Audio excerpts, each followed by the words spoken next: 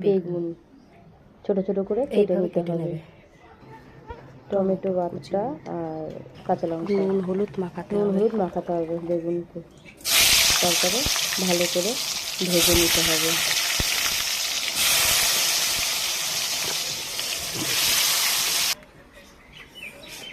তেলের মধ্যে চিনি একটু দিতে হবে, মিষ্টিটা দিলে একটু কালার হয়। তারপরে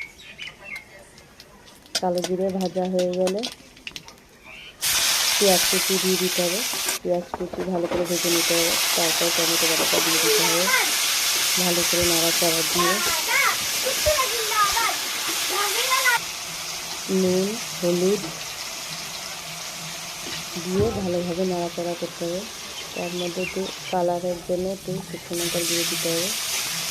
মশলা ভাজা হয়ে গেলে জল দিয়ে দিতে হবে।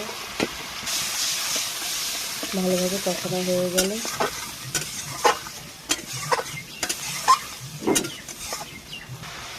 ভেজে রাখা বেগুনগুলো দিয়ে দিতে হবে, দিয়ে ভালো করে নাড়াচাড়া করতে হবে।